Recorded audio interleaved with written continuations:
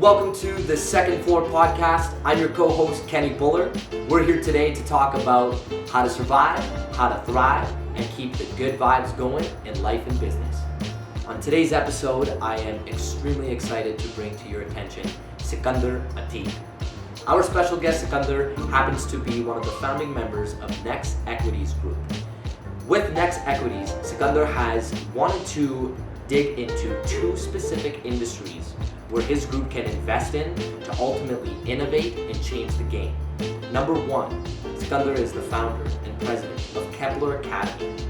Number two, he is the founder and member of Press Gallery. With a background of having an MBA from New York University, he has been able to take these two industries and rapidly change how they are operating themselves in the market of Edmonton, Alberta. Kepler Academy is a childcare learning center where kids from the age of 0 to 5 year old can learn multiple different ways of applying their learning through jiu-jitsu, through yoga, through multiple different extracurricular activities, along with seeing how their learning style directly relates to how they can efficiently operate as a child.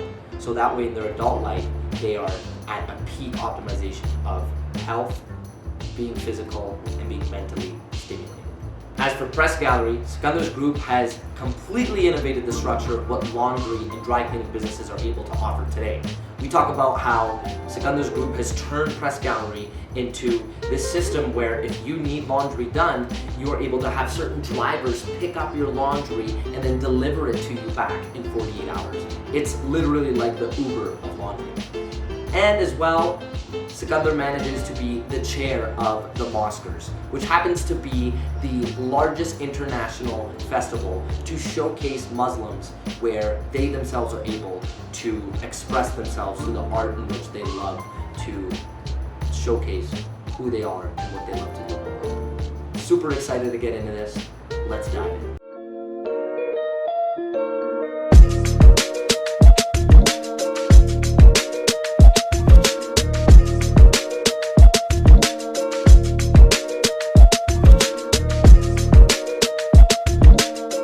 All right, welcome back to the Second Floor Podcast. I'm here with the one and only Sikandar Atiq. What's going on, man? How you doing, brother? Good, bro. Good. Thank you so much for being here. Thanks for having me. I wanted to actually start off, Sikandar, by, trying to grasp the thought of how you're able to juggle so many different things at the same time. And that's something where I see that you're heavily passionate about everything that you're doing, but it also from a third-person perspective, I see how a lot of what you're doing are very different from one another. And this comes from a place where I've been told multiple times over, to focus in on one thing, don't put all your eggs in different baskets, but you're somebody who's able to prove that whole entire mentality wrong.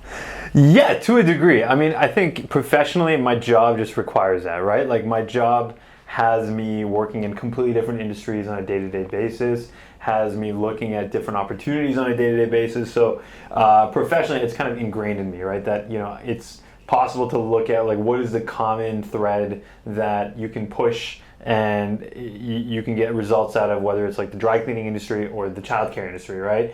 Or healthcare industry, three different industries that I'm involved with intimately on a day-to-day basis. And then kind of when you look beyond that, I am involved in different things kind of more, let's call it extracurricular wise. But they're all like very different components of who I am as a person, right? Like with the Oscars, it's a creative outlet for me. It's an opportunity for me to showcase to the Muslim community and the broader community, I should say, the diversity of the Muslim community, right? And it's a cause that I think I'm very, I think can be very impactful if done right, and one that I'm obviously very passionate about. So with the Oscars, it's flexing those creative muscles that you don't get to flex as much otherwise.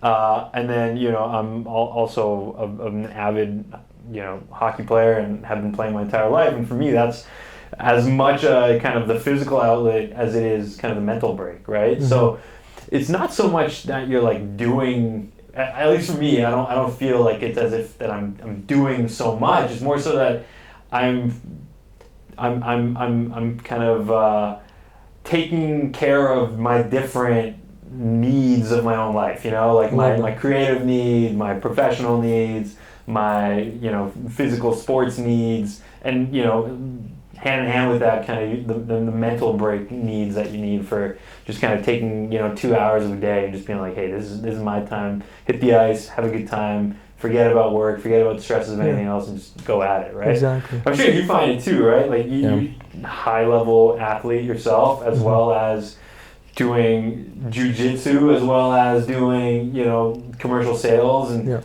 this podcast. I mean, it's the same thing. Whenever you have a desire to do something, I think you can make time for it, right? That's why, it's funny, if we pick apart all of those in different ways, let's first look at the Oscars, for instance, because that's near and dear to you. That's coming up right away. Coming up in a week. It's coming up next weekend, and it's going to be the 13th year that Oscars is in fruition. I believe, personally, it seems like that's something that you are... It's being stemmed from a cultural lens. It's coming from a place where, you're taking your upbringing and you're taking where your background has come from, and now you're putting it out there in the brighter light. And for those who probably have no idea what the Oscars is, why don't you kind of share what's going to be happening this year and what Oscars is kind of morally encompassing and what sort of flavor you've been able to add to it. I appreciate the opportunity to share that, because I think if you were to only hear the tagline, like the Oscars is, the world's largest film festival that looks to change the way people see Muslims, it might feel a little daunting, right? It might feel a little scary, especially if you're a non-Muslim, especially if if you're coming from a certain lens that may not understand the diversity of the Muslim community. You might think, okay, this is an event for Muslims by Muslims. That's not the case at all. The Oscars was founded 13 years ago as an opportunity to showcase the diversity of the Muslim community, to dispel misconceptions and stereotypes about Muslims to the broader community, right? So the entire intention was to, try to promote, and it was very organic, very grassroots when it first started, and the intention was to promote young Muslims to grab a camera and tell their own story. That was the initial prompt, right? And from there, it's kind of grown and grown and grown and grown. In the middle years, and the reason why, just maybe to take a step back, initially my involvement with the Oscars was very much from a supremely amateur level filmmaking perspective. I would submit movies to the festival. We have a good time with it. We make a bunch of slapstick comedies. People would have fun with it, and it would be a nice event that everybody would go to once a year. But what I kind of, as I took a step back and kind of looked at the organization, looked at what was going on with the Oscars, it was like a phenomenally executed event that was showcasing these amateur filmmakers here in the city of Edmonton. And also an additional element was added to it, which was the organizers would bring in a featured comedian. So big names within the Muslim community, right? Maz Jobrani came in the past, and Azhar Usman, all these guys who in the Muslim community are big time comedians and fantastic draws. But what I kind of saw was that it started to become what it shouldn't have, which was a very safe event for Muslims by Muslims. And that wasn't the intention, right? The intention was to promote this amongst a broader audience. It was to make it something that anybody can walk into and relate to, and really to showcase talent, showcase diversity, right? So when I moved back to Edmonton in kind of late 2014, early 2015, I was asked if I would be interested in joining the board, and I told them straight up, I was like, listen, if I'm going to join, I'm not going to stay quiet, right? I want to voice these concerns, and I want to make sure that, there's, hopefully make some positive change, but at the very least, let's talk about some of these things that maybe other people are thinking as well, because in my opinion, it doesn't matter if it's the Oscars, it doesn't matter if it's, professional life, if you're not constantly evolving, you're going to get left behind, right? It's very true. And so I find you have that mentality with everything you do, which is really good. And so for me, it was one of those things where I wanted us to make the films the central component of the event again. And what the event is, it's a short film contest, right? It's it's films that are between 3 minutes and 15 minutes long. They're screened at the main ceremony, which it's a beautiful ceremony, right? It's a red carpet ceremony at the Winspear Center for the last 4 years. Really well laid out lobby setup. Wow. Phenomenally high production value. We do not cut any corners, and the organization has not cut any corners for the last 10 years, right? It's always been a really high-end event. But the focus has shifted away from people thinking, oh, really excited to see these diverse stories, to instead being so-and-so comedian is coming. And what really struck me was that one year, that the year prior to my joining, comedian by the name of Mazhar Brani that we brought on, and you could tell that 90, maybe not 90, but 70% of the crowd was just there to see him. The organizers, and I had this conversation with them afterwards, the organizers were basically telling me that, people would call and be like, what time is Maz coming on? We just want to come for that part and then leave. And that's not the intention of the event. Neglected the entire purpose of what you're trying to do. So I joined the board, and immediately I said, listen, we need to change the focus back into the storytelling, right? We need to make it back about the films and the filmmakers and about the entire diversity of our community, right? And so right away we started looking at expanding our search for films. So that was the first year we looked at international submissions. And then as we've evolved from year over year, last year we had films from, I believe, 16 different countries, 75 submissions from all around the world. Wow.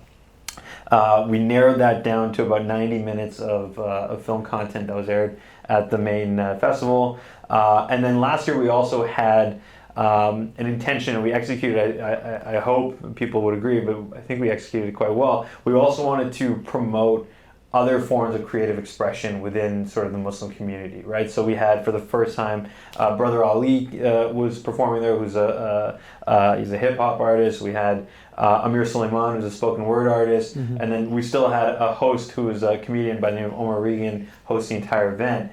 And so it was a very eclectic mix of showcasing that really talented diversity within the Muslim community.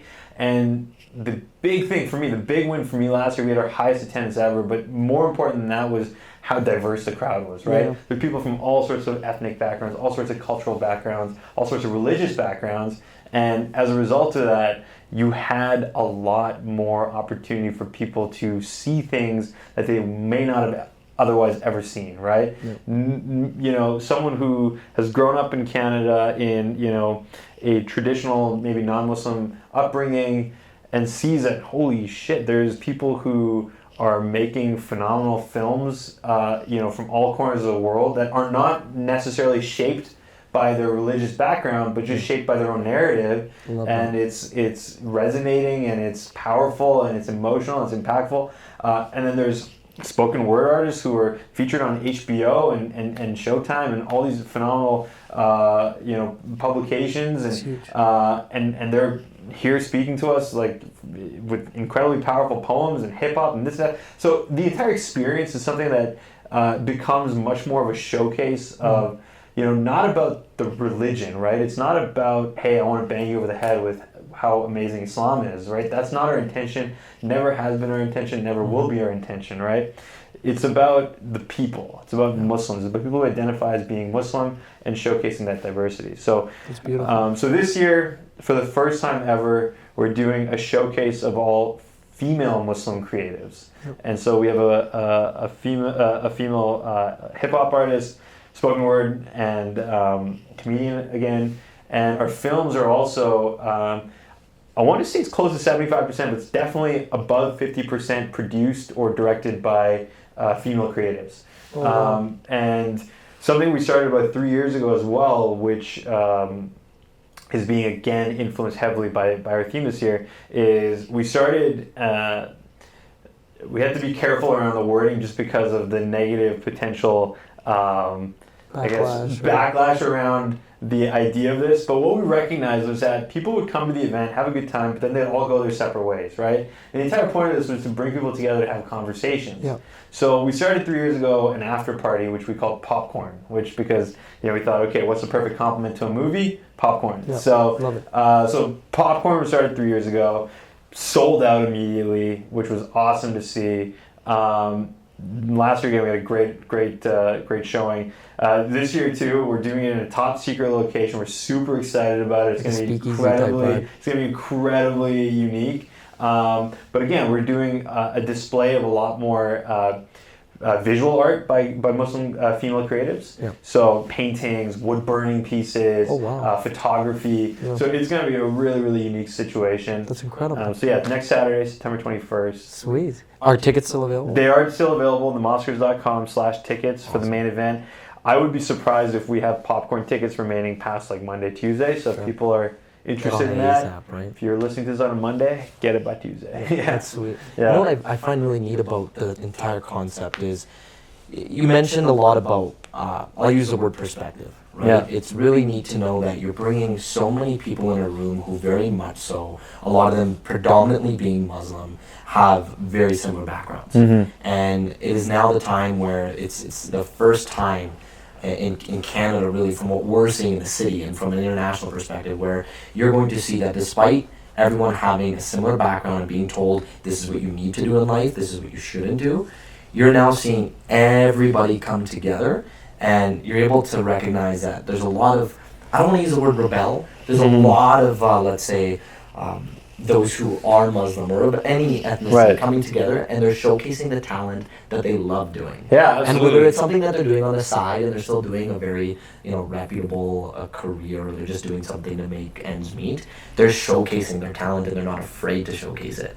And then now when you get the kids who bring their parents, or you get just anybody who's going to come, I would love to see how much that changes their own perspective when they come out of it and go, like, wow, look at all the people, where it's not just my kid, or it's not just someone in my life who decided to kind of break those from barriers, and be like, not to be afraid to ultimately showcase those talents. Yeah. Because I have a lot of friends, and I have a lot of people who felt that way. Totally. Where they were like, oh no, I can't do it because if my mom and dad found out I was doing this, it would be haram, or it would be something along those lines. No, that's a good point. I mean, and I think you're right. I think it's a much more universal dilemma than just like Muslims, right? I mean, I think it's, to be frank, I think it's much more of an immigrant struggle, regardless of what your background is. And I think it's funny because so we launched our own podcast this year as well with the Moskers called The Halal Gap. Yeah. And I had a chance to sit down with somebody I've gotten to know over the last few years, a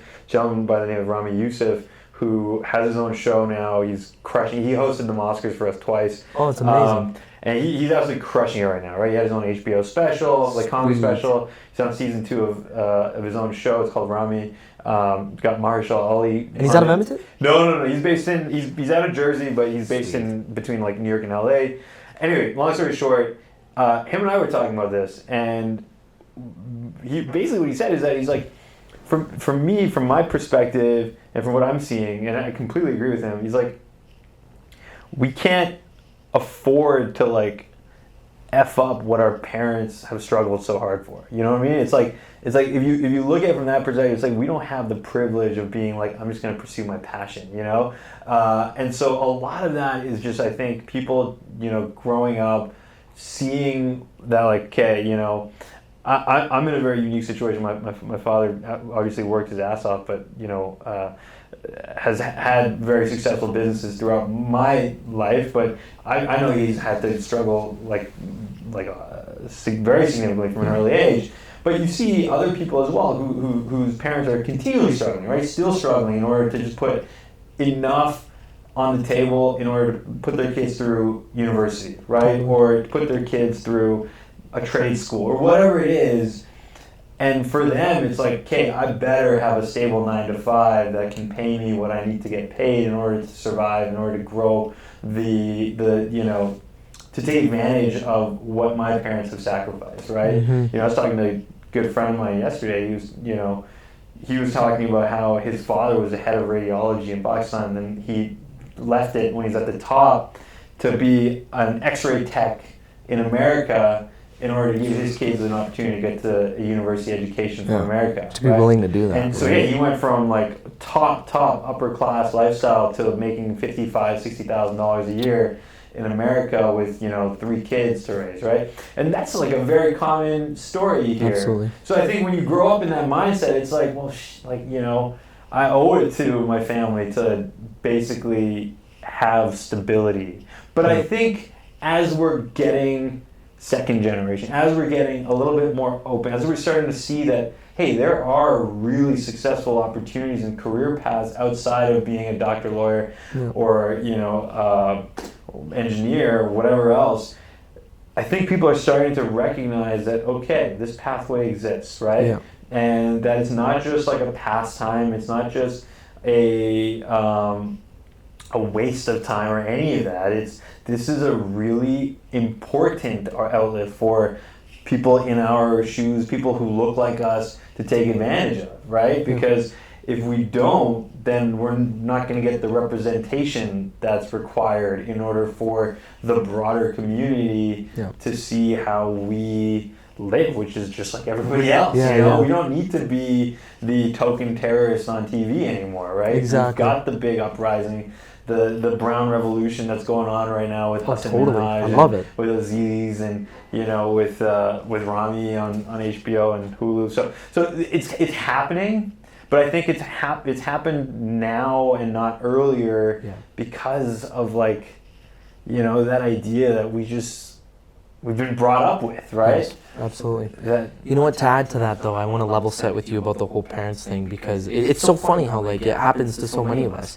I have my dad, he said to me this, he said this to me very recently. Yeah. He's seeing less of me now.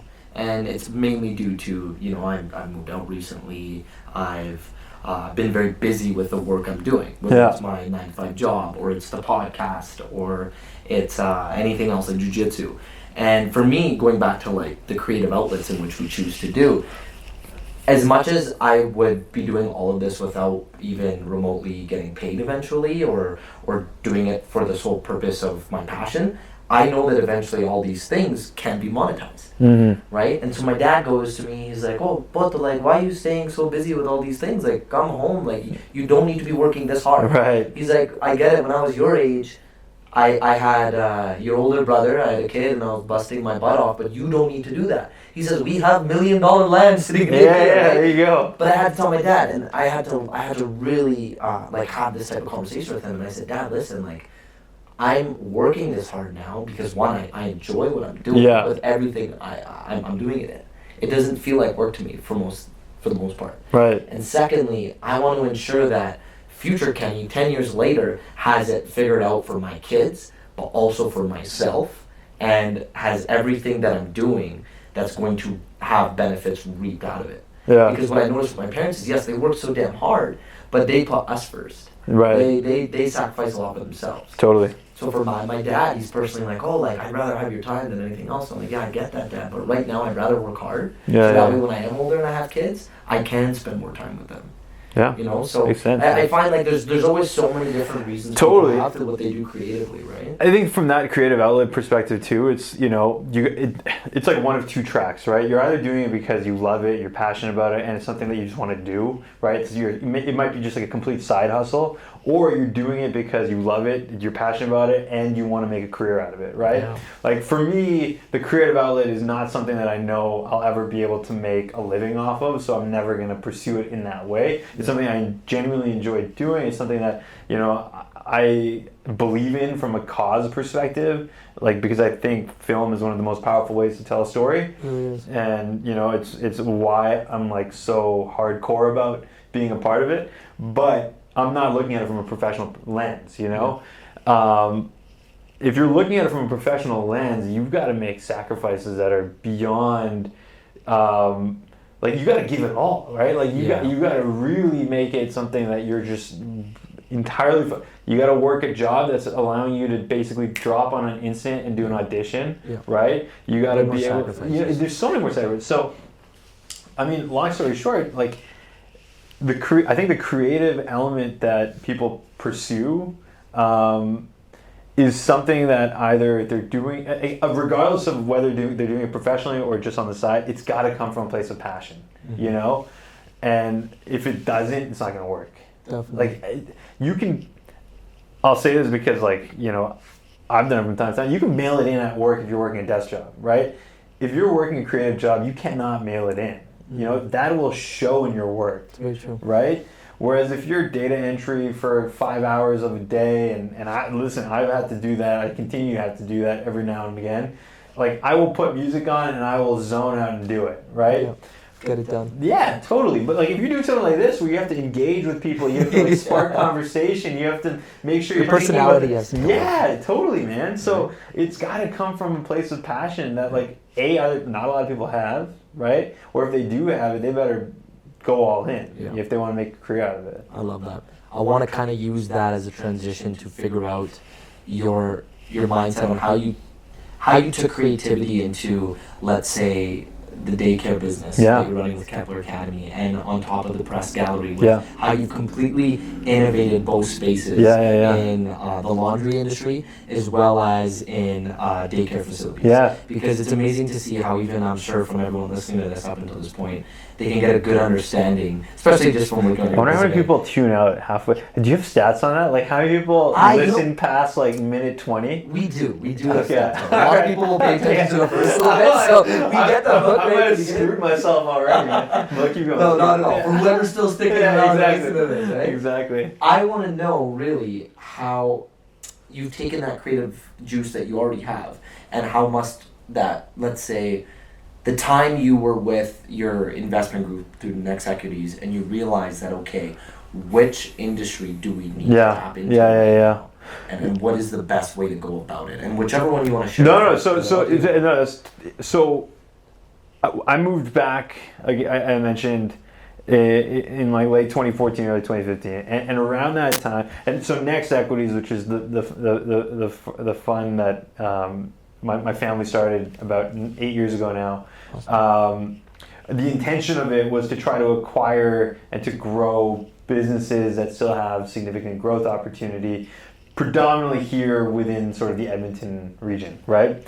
And when you do that, typically what you do is you wait for deals to hit your desk, right? You talk to different bankers, you talk to different business brokers, accountants, lawyers. They're called intermediaries, right? You talk to intermediaries who then present you with deals. Hey, my client's looking to sell his business. Here you go. Here's a shiny piece of paper. You can look over and see what you like, right? Okay. 2014, 2015, oil prices were starting to collapse, right? And being in Alberta, being in Edmonton, a lot of the deal flow that we saw was naturally related to the energy sector. And at that time, and even today, one of the largest investments in our portfolio already was in the energy sector. We had a huge land development deal that we were working on anyway, in Leduc, which is again heavily reliant, especially at that time before the cannabis industry took off, heavily reliant on the energy sector. Mm-hmm. So our portfolio was already just very concentrated on oil and gas. Yes. And we just couldn't, and I couldn't justify investing further into that industry, especially given that oil prices were falling off a cliff. We had no idea where the market was going. Companies that were being presented had like historic highs in 2012, 2013, 2014 when things were just going amazing. So it became a situation where like all of 2015, we just literally could not justify making an investment because the deals we were seeing just did not make sense. And eventually, so I ended up bringing one of my good friends on board to work with us who had like a very analytical, more like a process-driven mindset. Yeah. He had worked at Walmart corporate for a number of years. And more than that, he was just like a hustler, right? He could knock on 100 doors. He got his hands dirty. Exactly, he could do it, right? So I told him, we like sat down, we said, look, we got to find businesses that still make sense, right? We got to flip the equation on its head. Rather than businesses coming to us, we've got to go out and find businesses, right? And, you know, I don't remember who said it to me, but I remember when I was was doing my MBA, like we had like a coffee chat with somebody, and he was like, yeah, like with our firm, we don't look for, like when we get deals, we kind of see those as like polished turds rather than hidden gems, right? Yeah. We're looking for hidden gems. We're not looking for the pieces of shit that people have made shiny and presented to you to basically look pretty, right? Like that. Something that no one has even brought up to your attention. Exactly. So we started thinking about that. We were like, okay, forget the polished turds. Let's go find the hidden gems, right? And when we started thinking about that, we said, let's take a step, before thinking of the business, let's take a step backwards and think of the industry. Right? What industries can excite us? What industries can survive a recession? And where have people been doing the same thing over and over and over and over again for a long ass time without any sort of innovation, right? And that's what we started to recognize, that in these highly fragmented spaces, right, where it's just a ton of mom and pops who are so focused on firefighting and keeping the doors open on a day-to-day basis that they're not able to look 1,000 feet ahead and innovate and recognize that trends are changing, that people have already started to change the way they're doing business in other markets, just hasn't made its way out over here into Canada yet. That's where we thought, okay, there's an exciting opportunity there, right? In fragmented industries where it's strife with a lack of innovation. Yeah. So that's when we kind of focused on the dry cleaning space. Again, if you look at the dry cleaning space without even looking at anything we're doing, just from a consumer's perspective, you'll kind of recognize that the traditional way of doing dry cleaning is you go to your neighborhood dry cleaner, right? There's one in every strip mall. It's usually called Cleaner. Yeah. Very little branding, right? Sure. And you go there, you drop it off, and you might forget about it for 2 weeks, and then you end up going picking up when you get the call. Okay, my bad. I'll go get it, right? Yeah. So we saw that was an interesting opportunity for us to look at and innovate. The childcare space, another one where we recognize that in Canada we're looking at a very unique situation in terms of childcare as it relates to any other mature market. If you look at the States, if you look at the UK, even if you look into Scandinavia, what you'll find, Australia too, what you'll find is that you've got like 15, 20 companies that have thousands of locations across the country, right? The real estate aspect behind it. Well, the real estate aspect, but also the standardization aspect of it. In Canada, the largest player, when we started looking at this the industry, was a company called Kids & Co., which had about 90 locations across the country. Yes. The rest, and number two player was BrightPath, about 70 locations across the country. The rest was mom and pops. Mm-hmm. In Edmonton alone, there was 135 independent childcare providers at that time. Yeah, onesies and twosies, right? So we saw that, we said, okay, another opportunity for us to look at a highly fragmented market, look at what are people doing, and how can we innovate? So that's kind of how we decided on those two specifically. We call them our dinosaur industries, right? How can we make the ways of the past extinct and do something completely different? So looking at, a ton of innovation, both from the consumer standpoint, but then also from the process and the back end standpoint. That's been our journey for the last 3 years. That's amazing. Innovation, yeah. Can you share with me, let's say we talk about Kepler Academy first of all, and I'm really glad I have the fortunate opportunity to be a little bit of we are too. We are very glad to have you, man. Yeah. And even with jiu-jitsu being one of, let's say, the extracurricular activities that kids have the fortunate opportunity to do. Absolutely. Can you share more so on the learning methodologies behind what you guys do? Because I find it very unique how when I've researched daycares, especially after we've talked and what you've told me about off air, is how certain daycares, from my understanding, each follow a specific philosopher typically, or specific methodology. Yeah, absolutely. And it seems like Kepler follows a very hybrid approach. And I wanted you to share some of the, let's say, learning opportunities that children are getting from Kepler that you're not going to get at any other daycare, even at your own home. No, and thank you for the opportunity to share that. I mean, so for us, when we started looking at the industry, and again, I'll preface this by saying I'm not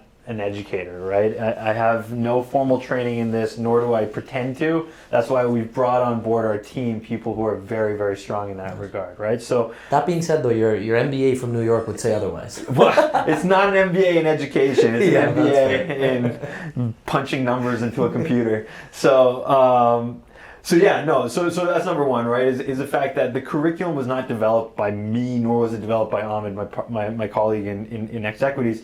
It was developed by people who are actually in the early learning and education space. But what we did before we even brought those people on board was try to understand and learn as much as possible, right? We tried to say, okay, who are the groups that we should be talking to in order to understand what is the like we call it internally the evolving world, right? Like, how do we get a step ahead of what is coming down the road? So we started talking to a group, for example, called the Alberta Family Wellness Initiative, which has done decades worth of research on how early interactions in a child affect later outcomes, right? How you talk to a child under the age of 3 is instrumental in either strengthening their brainwave patterns or potentially creating situations whereby they're more susceptible towards behavioral health issues, right? That could be addiction, all sorts of things.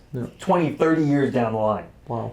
The first 3 to 5 years of a child's life is by far the most critical for their long-term development. And I'm sure this is scientifically proven. Yeah, it's academically researched, scientifically proven. So they partnered with the Harvard Center for the Developing Child in this study. Wow. And so it's the Mannix Foundation out in Calgary that was kind of spearheading it. So we met with the Mannix family, said, hey, listen, we're building up this daycare. We want to make sure that what we're teaching our educators is well in line with what you guys have found in terms of research. Then we met with the Tell Us World of Science. We said, okay, originally me and Ahmed were like, because we don't know any better, we're like, we're gonna make this all digital, all computer based, all iPad based. And then we started talking to the educators. They're like, no more than 8 minutes of screen time a day. We're like, okay, take that. Never mind. Yeah, but we met with Tell Us World of Science. We said we still want to make sure that the elements of our evolving world are taught to the children in a way that is still beneficial. They're still learning the fundamentals behind something like programming and coding, but not having to sit in front of a computer or sit in front of a screen. Yeah. So we started looking at what are toys that we can use to teach children basic, like, if-then statements, right? So, for example, we have a toy called Cubelets, which are like building. I don't know if you've noticed it whenever you've been into Kepler, but they just look like play blocks. But when you put like one and another one together, it might start lighting up, right? Or this one, and that one together, it might start spinning around, right? So what you're doing is you're teaching children if-then statements without actually having to like punch it onto a computer. Wow. Right? So unique. And then there's more advanced ones as the children get older. So our philosophy is very much stream-based, right? Science, technology, robotics, engineering, arts, and math, right? That's kind of the fundamental core philosophy that we look after.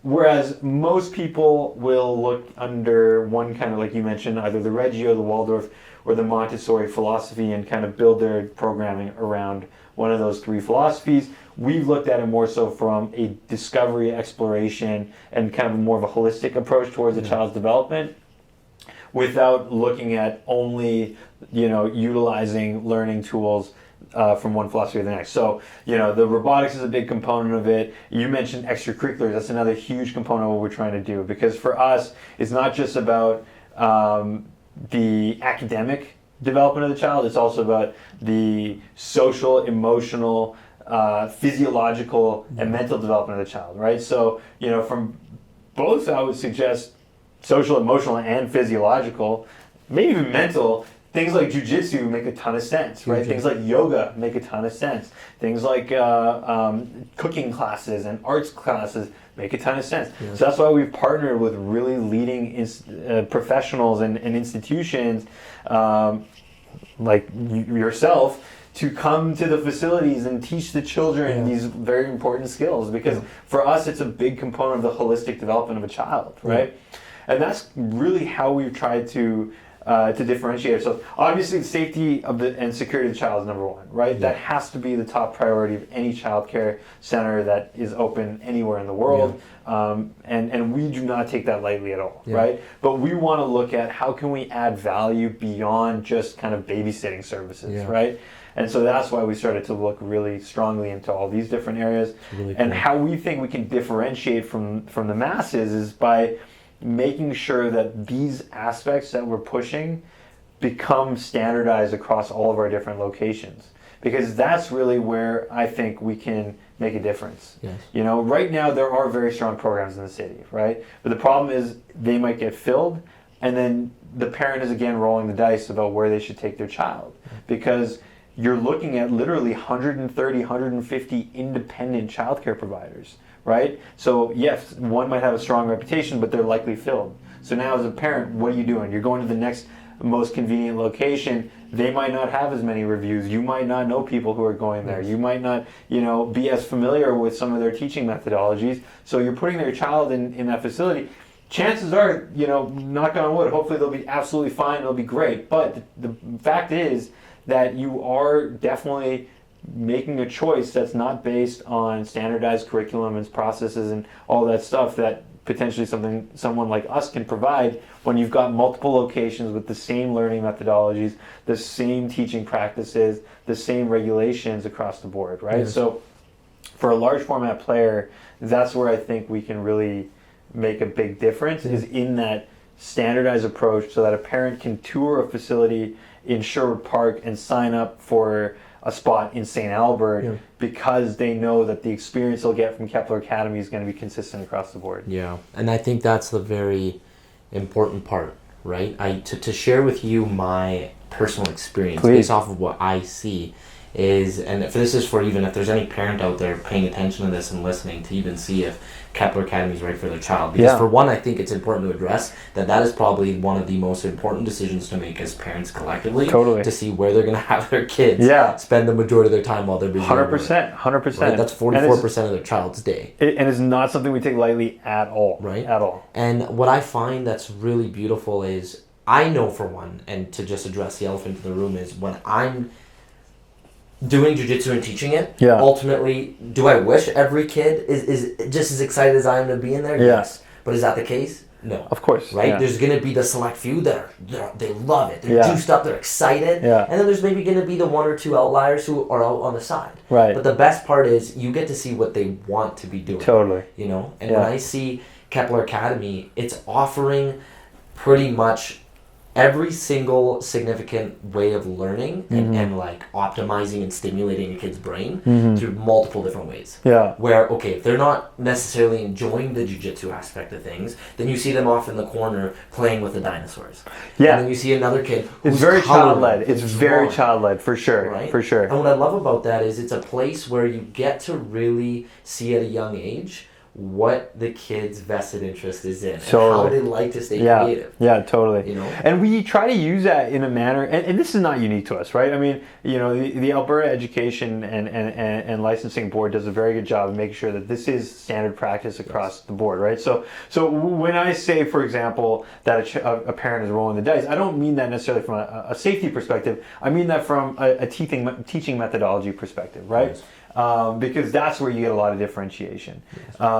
There's certainly regulatory boards and very strong licensing boards that make sure that each center is safe. So I'm not trying to stoke fear into anybody's hearts. It's more so from a teaching methodology perspective. And you're right, our methodology is very child-led, right? Mm-hmm. So if a child is showing that they're more interested in dinosaurs than in jiu-jitsu, we'll try to use dinosaurs as a theme to teach them other things, right? Mm-hmm. So let's put 5 dinosaurs on the table and get the child to count how many dinosaurs are there, right? Let's talk about the dinosaur. This dinosaur is a herbivore. Do you know what that means? That means they eat plants, right? Yeah. There's vegetarian diets, there's meat-eating diets, right? Yeah. What color is this dinosaur? Oh, the dinosaur is green. That's the color green, right? So you use that as a medium to make sure that they're still getting their holistic education, but led by the child's interests, right? See? So that's a really, really strong fundamental component of what we're trying to accomplish. That's very well said, and I think I have an idea of how you would answer this, but I think it's fair to really get your opinion on it. Sure. It's on 2 things. Related to, let's say, child development as its own entity. Yeah. Do you believe, Sikandar, in your own opinion, that children should ultimately be, let's say, parented in a daycare if there was also an option to be parented by their own parents? And like if one or the other, I would never, I would never ever say that what we're doing is parenting ever, right? Because it's not what we're doing, right? We work with family units to make sure that we support their needs while the parents are at work, or potentially they see the value in what we're doing that they want to put their child with us. The early learning. Yeah, school, the early learning right? aspect of it, for sure.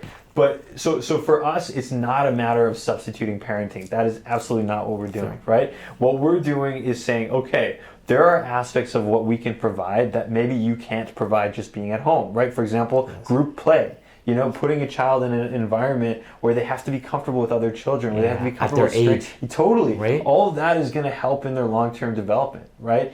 You know, introducing them to new adventurous activities, you know, where it might not be as feasible for a parent to do on their own. That's another avenue that we can offer, right? Things like jiu-jitsu or yoga or African drumming or all the different activities that we do on site. You know, it would be a very challenging task for a parent to do that on their own if they're a stay-at-home parent, That's right? true. And of course, the stay-at-home parent has enough, you know, things to worry about, all the different aspects of parenting that they have to be concerned with, that adding all these additional services, it oftentimes is just not practical, right? So for us, it's not about what's better, it's more so what makes the most sense for the family unit, right? Yeah. And there's times where we might not be able to provide what a parent is looking for, right? I mean, we've lost parents, you know, there's no doubt about it, but it's always been a situation where, you know, we've never just said like, okay, well, you know, there's the door. Never, right? Yeah. It's always, okay, well, how can we try to provide value, right? Awesome. How can we either give them the resources that they do require? Maybe there's instances where, you know, the needs of the family are beyond what we can offer. Yeah. They might need more specialized care, or they might need behavioral therapist care. We'll make those introductions. We've got people on constant, I don't want to say retainer, but more so it's just like a close relationship with, that we can call on at any time and say, hey, we've got a family that really needs your time. Let's sit down together and make sure that happens, right? So we'll do that when we need to, right? But it is definitely not a situation where we would ever say that we're trying to take away or trying to diminish the role of the parent, because we definitely see this as a relationship that is encompassing the entire family unit. Yeah. No, that makes sense. And I love seeing that, because that's the difference between somebody who's now willing to actually humanize the experience and say, okay, well, if you're not ultimately going to be a customer and you need a specific service that we, let's say, just aren't specialized in, or we can do, we know someone who can. Yeah, absolutely. And we're going to provide that to you. So kudos to you guys. No, man. That, right? Appreciate that. Another question I had, it's more so on a personal note. Sure. Because I don't think any of our listeners even know this, and I'll share it with you, is like one of the things I most very well look forward to doing is being a dad. Right? Awesome. Like I get excited at the thought of even having a kid. Amazing. And part of the reason why I just enjoy being around the kids at Kepler so much.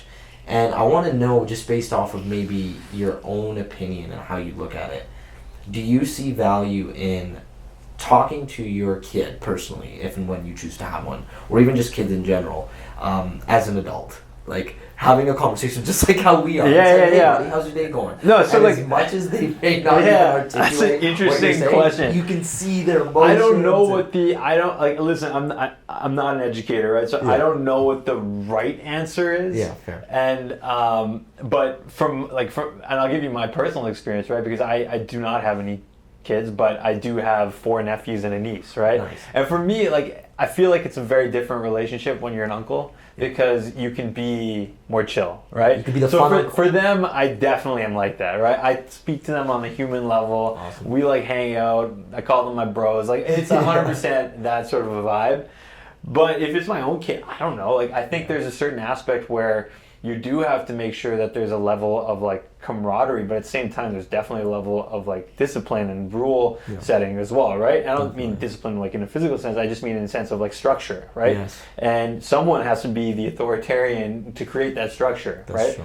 So I think the way parenting is evolving is evident, right? People are a lot more about letting the child explore their passions and interests. I think is great, but I also think there definitely still needs to be parenting as part of that process, absolutely. Right? Just to be clear though, sorry, what I really meant was like, let's compare it to like babying the kid. Oh, hey baby, right? Like that compared to, hey, how you doing? Like, more so of the. I mean, I would have to do more research into like how and this is probably something I should know based on the fact I'm in the industry. Yeah. But No, that's fair. But like, I would need to know, like, you know, what is the appropriate, like, so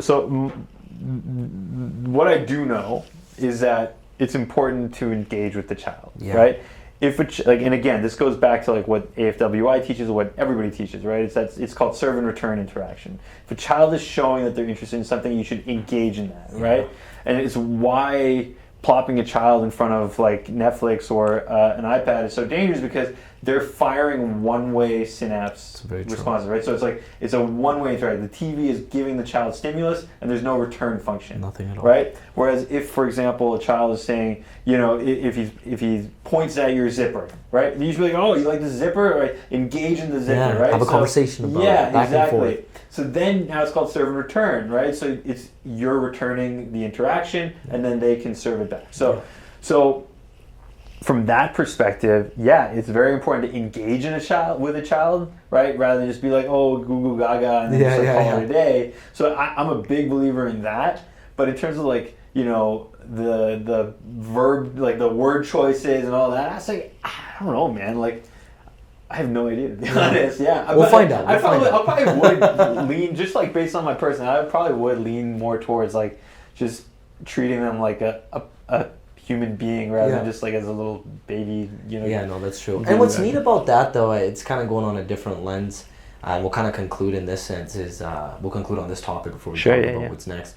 Is like what I noticed when I go, let's say to the, I believe it's the navigators, or it's like the kids who are age 3 to 4, or 4 to 5. It's both navigators. So I'll talk to the navigator group, and I'll ask them a question, especially if we have time and we have the ability to have a conversation. And I'll just keep it open. I'll be like, oh, like, how's your guys' day going? And the response you get is hilarious, because it turns into a domino effect. You get the one confident kid who's like, he doesn't answer your question, but he's so excited to think about what's at the top of mind. And you'll be like, I'm going to a movie this weekend. There you go. That's awesome. And then right the moment he says that, you get every single kid, they don't even like raise their hand. They're all saying it at once about what they're going to do this weekend, about who's going to pick them up. And I love it. You just kind of let it, if there's time on it. Totally. You let it happen organically. And it's just amazing to see at that age how like there becomes an immediate increase in trust. It becomes this like level of excitement where you're just giving them an opportunity to talk. Exactly. And I'm just trying to like follow through. I'm like, hey guys, one at a time. Let's see who's going to say it first. I totally agree. It's one of those things where like kids have, like, I see this with my nephews all the time, right? Like, they have the most wild like thinking patterns. Where it's like, where did you come up with bouncing that? off walls? Yeah. Right? It's like I was like the tennis match that happened last weekend, the women's finals at U.S. Open, where the Canadian won, right? Bianca won. Like for the first time, Canadian won a U.S. Open, or actually any major championship in tennis, right? I was living under a rock then. Yeah, she beat Williams, man. She beat Serena Williams. But that's nuts. So anyway, so I was watching it, and then I went to go see my nephew after. He just turned 5, right? And I was like, oh, did you watch that? He was like, yeah. And I'm like, what did you think? He's like, to be honest, I'm not that impressed. And I'm like, what do you mean you're not that impressed? Like, what? And he's like, but he doesn't understand what he's saying, like, in terms of, like, the magnitude of what just happened. But, like, it's one of those things where it's like, where do you even think of saying that, man? Like, come on, dude. Like, you realize what you just exactly. said? It's like, God, what? I love that. But it's you give a child an opportunity to actually speak in that manner rather than just, like, discipline them or just, like, you know, baby them. They'll totally surprise you, man. Awesome. One thing that was really unique, is how Guggen, my girlfriend, she tells me all the time, she says her dad growing up, even when she was like 8 years old, would just go to her and say, hey, this is what's going on in the business right now, what do you think? It's awesome. Give me your perspective. That's awesome. But like asking an 8-year-old that, and she would tell him, and he would follow her advice, and then he always used to say, what you said worked. Like you were like, there you go. Like, good luck. There you go. Right? And as cute as that is, at the same time, it's just amazing how you give a kid a chance to kind of share their opinion, and they'll really surprise you. Yeah, they'll absolutely. Right? Absolutely. To transition, I know we have a few minutes left. Yeah. And I want to take these few minutes to talk about your other venture that's separate from Kepler, which is the laundry business, the press gallery. Yeah. And I know at this point people are probably blown away at the fact that this is another thing you're doing to juggle everything else. Yeah. But again, to your point about being able to be creative in all these spaces, share with us what you have done recently and what you are doing to completely change the game with the business. So again, when we acquired the press gallery, which had been in operation since 1987, we acquired a traditional dry cleaning business, but one that actually had tried to develop and had successfully developed a bit of a brand in the city of Edmonton, right? They were well respected for their quality. They had won numerous awards for their dry cleaning service. They were the first ones in Edmonton to do pickup and drop off service, first ones to be 100% eco-friendly. So they had shown a willingness to be pioneers in ways that now is kind of more the norm, right? Very like a vast majority of dry cleaners in the city have now transitioned towards more of a 100% eco-friendly process. Pretty much everybody offers drop-off and pickup service. So they were able to innovate, but the innovation had now become kind of at a point where it was a little bit more stagnant. Mm-hmm. And when I saw the industry as a whole, the dry cleaning industry as a whole, it really didn't make sense to me, right? Because people are still doing things the same way that they've been doing things forever, which is to go to their physical brick and mortar location of their neighborhood dry cleaner, drop off their clothes, and now we talked about 2 weeks later they're reminded to go pick it up and they'll pick it up, right? So for me, the pickup and drop off service that, yes, now everybody had kind of started to offer needed to be more of a focus, right? Rather than like a random side thing that we might do on the side Monday through, once every week that we'll come pick up in like a very confined area. Rather than that, I thought, okay, why do we even need brick and mortar locations, right? Why can't we just have a fleet of drivers on the road picking up and dropping off with quick turnaround, right? 1 day, 2 day turnaround, and have an ability for people to utilize technology to get their clothes picked up from their home, dropped off at their office, or vice versa, or whatever the hell that is convenient for them, right? We're doing it with our food, with Skip the Dishes, and with everything else. We're doing it with toiletries, with Amazon. We're doing it with, and literally everything you can imagine, everything that's in-home service-based is being pushed towards a technology platform that pushes convenience for the consumer, except for your laundry and dry cleaning. And for me, it was a no-brainer that and this isn't unique, right? In more mature markets, this is happening in New York and Toronto and Vancouver. People have developed apps and are utilizing it to try to drive dry cleaning and laundry traffic. So for me, that was a big push initially, right? The other thing was on the back end, the innovation that we could do on the actual cleaning process. So we moved from a 1,200 square foot facility to a 17,000 square foot facility where we can fully automate the storing, the bagging, the sorting process. Obviously, the cleaning, we utilize the highest end equipment that we can find. Yes.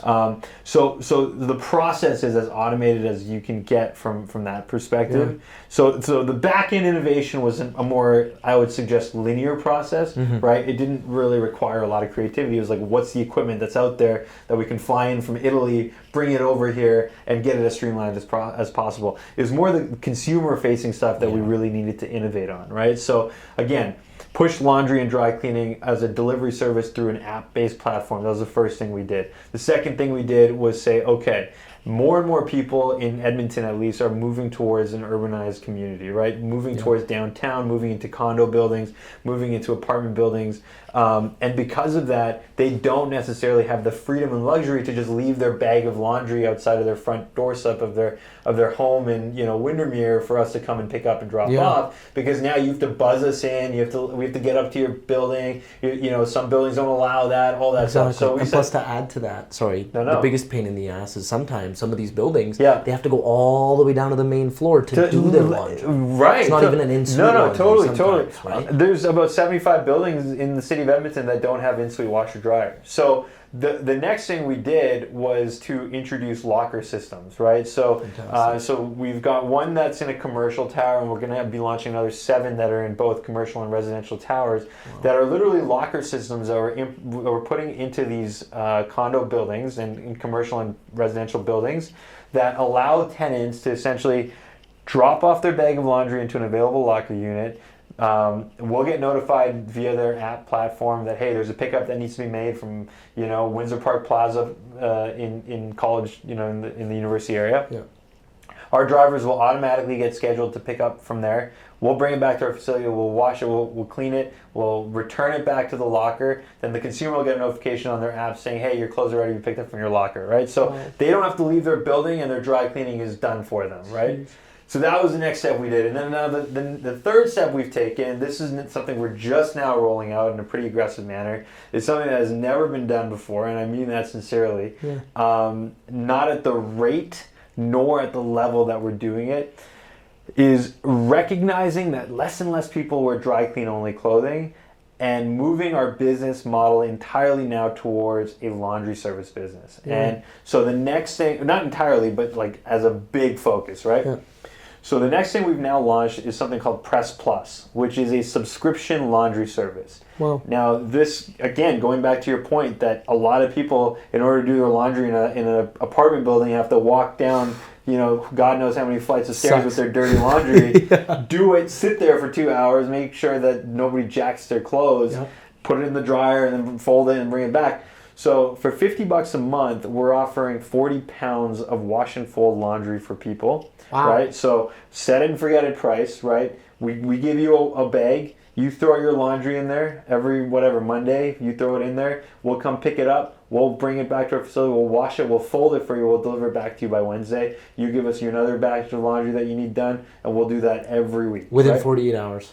Within 48 hours, we'll return your laundry. Wow. And for $50 a month, I mean, that's basically online with what you would traditionally spend doing laundry yourself. What a steal. The average consumer is spending 10 hours a month and $50 a month on, you know, utilities, detergent costs, all that other stuff. The time and the same amount of money being spent. So that's one package that we have, and then for larger families, so that one's more geared towards, I would suggest, younger professionals, maybe people who are single or young couples. So 40 pounds of laundry, and then we have an 80 pound for $80 a month package, which might be geared more towards young families. You know, a lot of young, being with Kepler, and you know, you see it all the time. The amount of laundry that young families have to do is exponentially increase, right? Oh man, to this day, my mom's like, sorry, Sunday I'm busy, son. I'm doing my laundry. Yeah, there you go. Dedicates a whole day. So there you go. So for $80, 80 pounds a month, we've launched that service as well. So again, it's just thinking about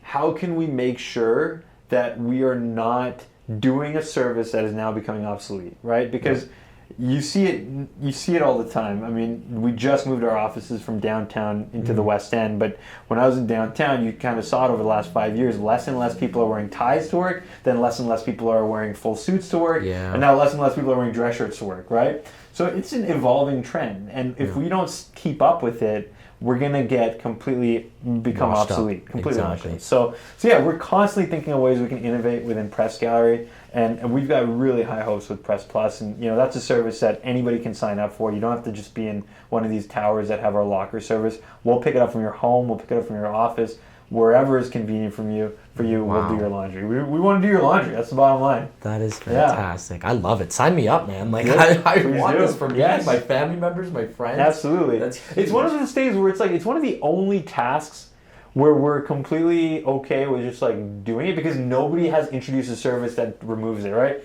People outsource their lawn care all the time. They outsource their shoveling all their time, food delivery all the time, everything.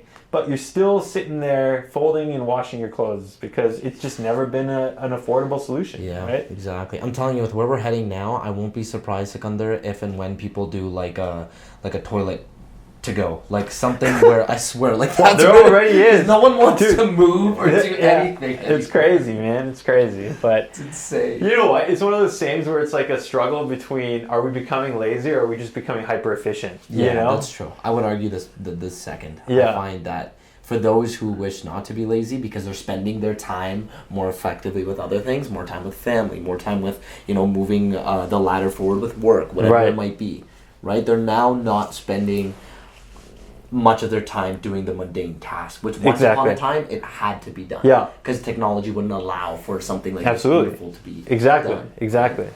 No, well said. If we can now, Sikandar, just since we've very much so reached the conclusion and we've gotten like amazing information from you, I swear you're like a human textbook. No, man. I really appreciate it. I appreciate the time, man. Yeah, no problem. I want to kind of put it in the perspective of, I'm sure, for those listening to this who want to do more than one thing, who wish to be innovative and they have all of these ideas and they want to do all of them, what's like the best advice you give to that one person? And maybe they've got money saved up in the bank and it's their investment money, and maybe you could also share with how much they would need to maybe start one idea or both ideas at the same time. What would just be that advice from your angle, how someone can go about doing multiple different things eventually? And how do you I mean, listen, like, not everybody needs to do multiple things, right? I mean, at the end of the day, if you're looking to start a side hustle, then you do need to do multiple things, because I think the idea of following your dreams is kind of bullshit. You got to follow what puts food on your table first, and then you can, if you can figure out a way to do that and follow your dreams, fantastic. Otherwise, do that. Follow your dreams on the side until you can make that something profitable enough to put food on your table, right? So you got to be realistic, right? That's number one. You got to make sure you're realistic. You got to make sure that you're driven. As it relates to the other half of your question, and maybe we can jump back to the first half, but the other half of your question about like how much money do you need to get started, that's something that can be very, very subjective and very flexible, right? I started my first company when I was 19. When I was in university with literally $0, right?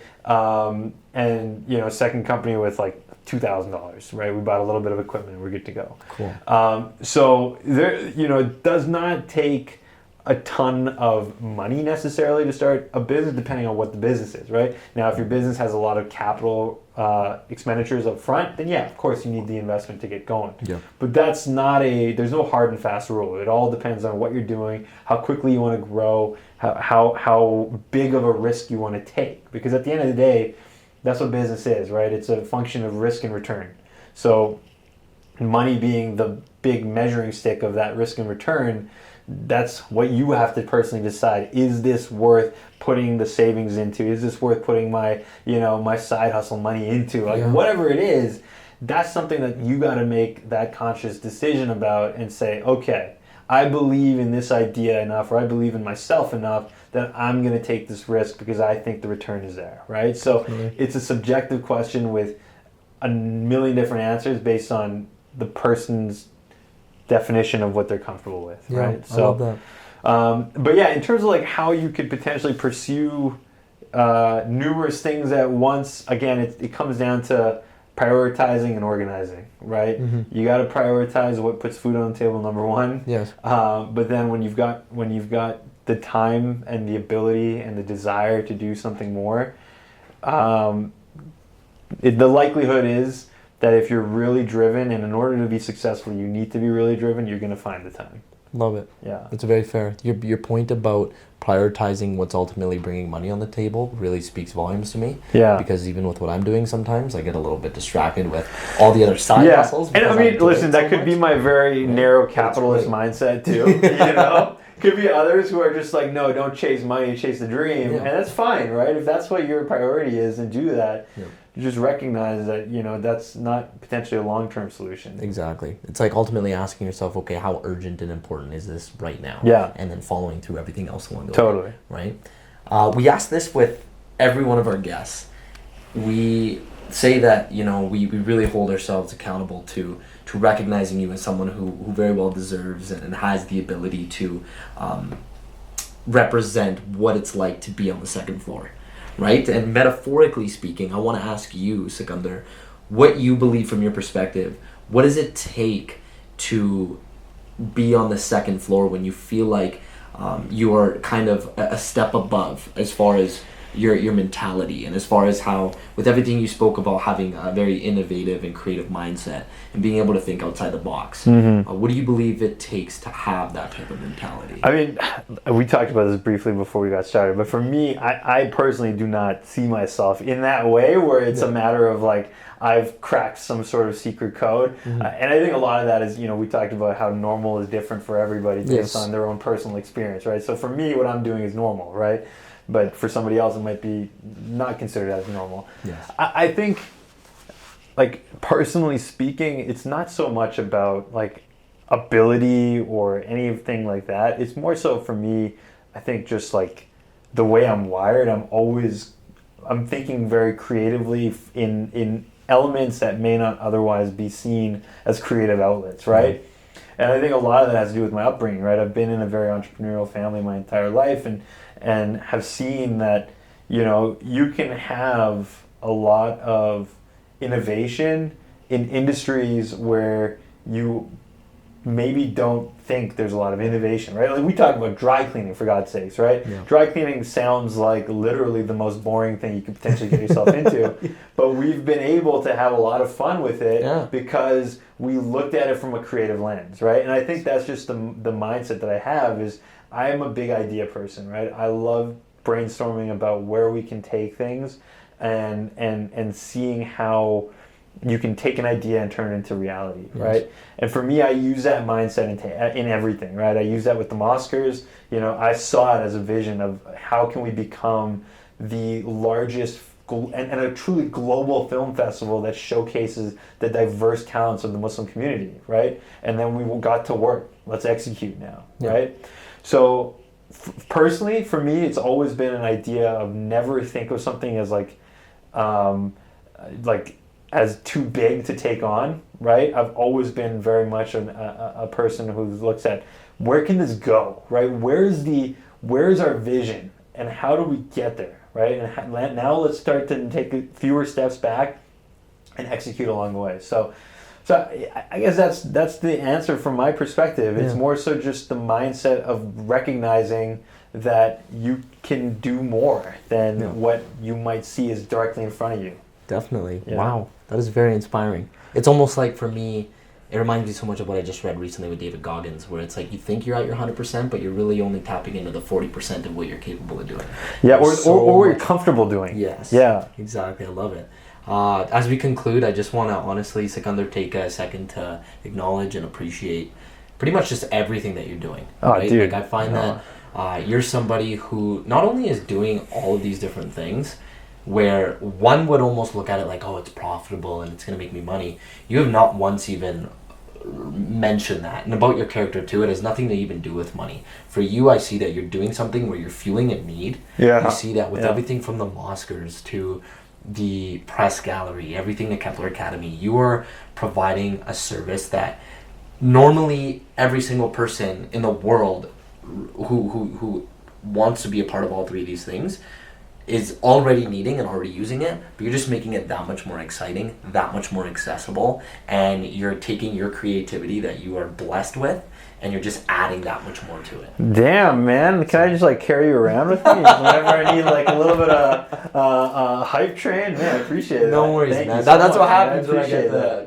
no worries, man. No, You're very no, welcome. no. It's just when I get the obvious, blessed opportunity to say No, this was a treat. This was a treat for me. No worries, man. For everyone listening to this, I want you to share if anyone wants to continue to see what you're doing and how maybe they could reach out to you or see absolutely. any of your projects. Where's the best place to find If you go to, so from the professional standpoint, if you go to nextequities.com, nextequities.com, Awesome. That's just kind of our general landing page of all of our different portfolio companies, and then you can click through to Press Gallery from there and Kepler Academy from there, and all of the other companies in our portfolio. Those are the two here in Edmonton that I'm most involved with.